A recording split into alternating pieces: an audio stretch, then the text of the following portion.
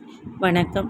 தமிழ் கடவுளாம் முருகப்பெருமான் தமிழ்நாட்டில் மட்டுமில்லாமல் உலகில் தமிழர்கள் வாழும் பகுதியில் மலை மீது அமர்ந்து முருகப்பெருமான் அருள்பாலித்து வருகின்றார். மலேசியாவில் உள்ள 10 மலை முருகர் கோவில் தமிழர்கள் மட்டுமில்லாமல் சீனர்களும் வழிபடும் தெய்வமாக 10 மலை முருகர் கோயில் உள்ளது.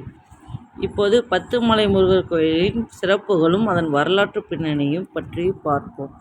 இது கோவில் மலேசியா தலைநகர் கோலாலம்பூரிலிருந்து 13 கிலோமீட்டர் தொலைவில் அமைந்துள்ளது. இங்குள்ள முருகப்பெருமான் சுப்பிரமணிய சுவாமி என்று அழைக்கப்படுகின்றார். மலேசியாவில் எப்படி முருகன் கோவில் உருவானது, அந்த முருகன் கோவிலில் கட்டிய தமிழன் யார், அந்த கோவிலின் வரலாற்று பின்னணி என்ன என்பதை விரிவாக காண்போம். இது 1878ஆம் ஆண்டு 10 மலையில் உள்ள சுண்ணாம்பு குன்றுகளை ஆய்வு செய்த அமெரிக்க தாவரவியல் ஆய்வாளர் வில்லியம் ஹோனாடே என்பவர் வெளியுலகுக்கு அறிமுகப்படுத்தினார். அதன் பிறகு மக்கள் அந்த மலைக்கு சென்று வர தொடங்கினர். படிப்படியாக அந்த மலையின் புகழும் ஓங்கியது. அதன் பிறகு 14 ஆண்டுகள் கழித்து 1891ஆம் ஆண்டு தம்பிசாமி பிள்ளை ஒரு கோவிலை கட்டினார். 1892ஆம் ஆண்டு முதல் இக்கோயிலில் தைப்பூசம் கொண்டாடப்படுகிறது.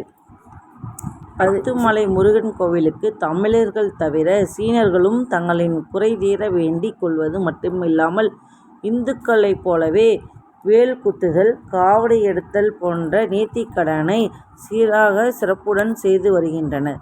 இந்து மதத்துக்குரிய கோவிலாக இருந்தாலும் மத பாகுபாடு இல்லாமல் அனைவருக்கும் பொதுவானதாக இந்த 10 மலை குகை முருகன் கோவில் இருக்கிறது.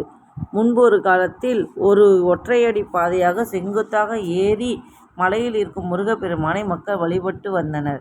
காலம் மாறி இப்போது உலக புகழ்பெற்ற முருகன் கோயிலாக இருக்கிறது இந்த 10 மலை முருகன் கோவில்.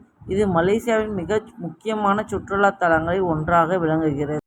இக்கோயிலை பற்றி மேலும் அறிய எங்கள் சேனலை லைக் பண்ணுங்கள், கமெண்ட் பண்ணுங்கள், சப்ஸ்கிரைப் பண்ணுங்கள். வணக்கம், நன்றி.